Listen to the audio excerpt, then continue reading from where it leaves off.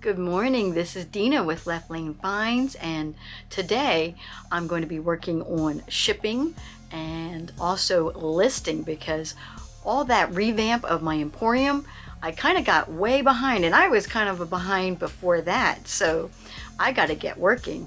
Now this morning, little puppy dog, because I'm a puppy mom at the moment, had me up at 3 a.m., again at 6:30.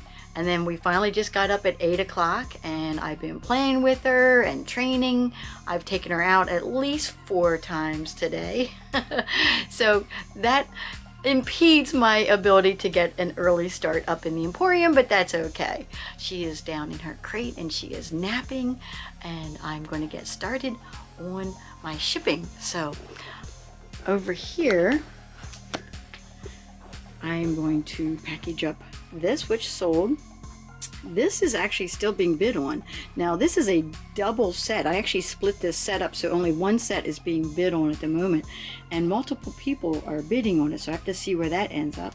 And then one person is bidding on that, and that should end soon, so I'm actually going to get these all ready to go because they're all going to sell.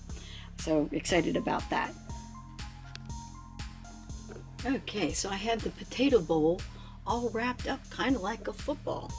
What was good about it is that you could turn the lid upside down and kind of set it in there so that you didn't have the knob up on top. So I was able to protect that more. I did lots of tissue paper and bubble wrap, and you can see the tape holding that on there. Now I just have to get it into a box. I didn't actually record how I did that because it was a little bit of an experiment, trying different ways until I got it the way I liked it. I've packaged up the potato bowl. It's in that 12 by 12 by 8. I love that size box. Whenever I'm out sourcing and I see an item, I'm like, if I know it fits in that box, I am definitely getting it if I can flip it for a profit. And then the 2 little mugs I put into this little box. I had the label on the big one. It's ready to go to the post office today. And then as soon as this one gets paid for, and I normally don't do this where I package it up prior to it being paid for, but I'm okay with this because I'm pretty sure that they are going to pay for it. And then as soon as the auction ends on the plates, I will get those done and ready to go, and hopefully I can ship the plates and the little mugs together. I put my scale over here, and it still says it on there. This was 2 pounds 15 ounces, so I put it as 3 pounds for priority. And so that is just all ready to go. Boy, I love the sound of my printer going in the morning. Did I say that I love working in my slippers? Just got these for Christmas. Just love them. They're so comfortable and fuzzy. Lola, look up here. So Mommy's on her strider. Oh, gotta move my feet. What are you doing, honey? You gonna watch?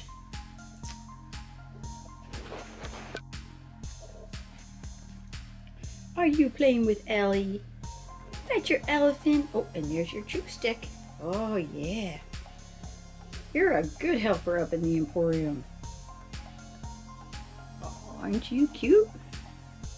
See how close I can get to you. Oh, I knew you were gonna come after the camera. What you doing, honey? So you play with your toys, and Mommy will do her strider for a couple minutes. Oh, watch, I don't want to hit your head.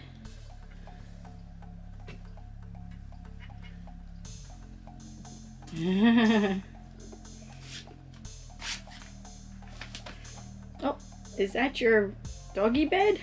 You have it sideways. Okay, so I have my last 2 packages all ready to go to the post office. The potato bowl, I forgot to mention that it went for $15.99 plus shipping on that one. And this is the Corral plates. It was a set of 8, the 4 dinner plates with the 4 salad plates, and that was actually an auction, and it got bid up to $62 for those Corral plates, so pretty happy about that, plus shipping. And this is the Mikasa, the 2 mugs. Country Charm was the pattern, and that went for $7.99 plus shipping. So I've just got to get them to the post office today. Back from the post office, and I saw a new place that just opened up called Bulldog cheesesteak. So I stopped there and got some cheesesteak hoagies. Although they call them subs here in Michigan, but we call them hoagies. And I was talking to the new owner. He's pretty excited about his new business. It's pretty brave of him to start a new business here with the pandemic going on, but hopefully he does well and we can keep getting sandwiches from him. I also wanted to tell you guys that, well, today is January 4th. It's the first trading day of 2021, and I was able to sell one of my stock positions today. I had set a price to sell on it, and it popped today, and I only had 37 shares of this stock, but I made $444.22 profit. So even when you have small positions, you can make good profit when you buy low, sell high. And that's exactly what I do with all the reselling and with my stock trading. I think I'm going to add little tidbits about that as I go along because I believe in multiple income streams. I think that if you only have one way of making money, that's why you sometimes feel like you never have enough, or you don't have enough security, or other, I guess, various feelings or whatever.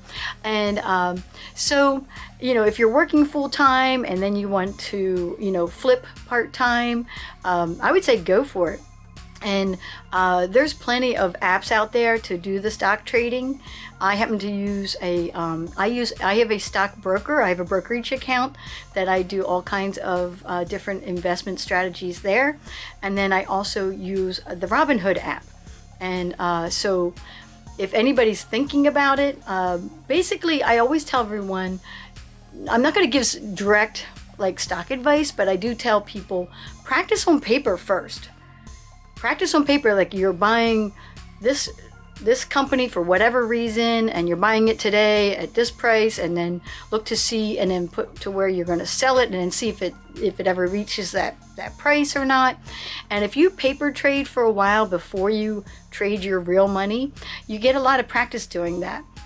Back in the day, back when I was in college, which was in the 80s, that's exactly what they made us do. Paper trade. They gave us $50,000 in, you know, in an account, and we were to paper trade it. Now, back in those days, we had to get the Wall Street Journal and do it. We had to wait till the next day when the prices were printed, and then look up the symbols, and then write it down, and to keep track of it. And let me tell you, and it was that was like a long-term project that they had us do, and it really helped me in terms of being able to trade. And of course, fast forward, I didn't trade stocks for like 20 some years after that, but I did have my 401k, and for anyone who has just a 401k, that doesn't mean that you should set it and forget it. That is the worst strategy, and I'll talk more about that later. And so along with reselling, you know, stock trading, couponing, rental income, all that, it's a way of like diversifying your portfolio, or as they say, don't put all your eggs in one basket. As we know from the Great Recession and now during the pandemic, if your only income is a job and you lose that job and you can't get another one, that's like a horrible place to be. And I know that that's a reality for a lot of people. And so make sure you think about, how can I make more income or a different income from somewhere else? And this, you know, buying and selling on eBay and Etsy and or whatever platform, that is really the way to go initially, because stock trading, that's a whole different can of worms. But if you do like the hard goods, you know, whether it's jeans or pots and pans or vintage, it doesn't really matter what it is that you're selling. Somebody's going to buy it. You buy low and sell high, and you will make money. So all in, January 4th was a pretty good day for sales and flipping for profit. The Corel plates that went for $62, I actually bought those at a garage sale for 25 cents a piece. So for 8 of them, that's $2 for that. Minus fees, I'm probably looking at maybe like 50 some dollars profit on that. I didn't do the exact calculations, but I'm guessing around that. And the two little mugs, not so much profit on those. I only sold them for $7.99. And so I think I might have paid $1 a piece, so maybe $2 for those. So there's a big difference between, you know, making profit on those plates and making profit on the mugs and paying the exact same price for them. So just know that when you're reselling that happens sometimes, but I don't care. Profit's profit. I made a little bit of profit on the cups and I made a lot of profit on the plates. And so I'll take that as a win. And then I also, like I said before, I did that stock trade and I made $444.22. So all in, I'm probably, you know, hovering around that $500 mark for profit for the first day in January. So I'm really happy about that. So we'll see what happens tomorrow and the next day and the next day after that. I don't trade every day.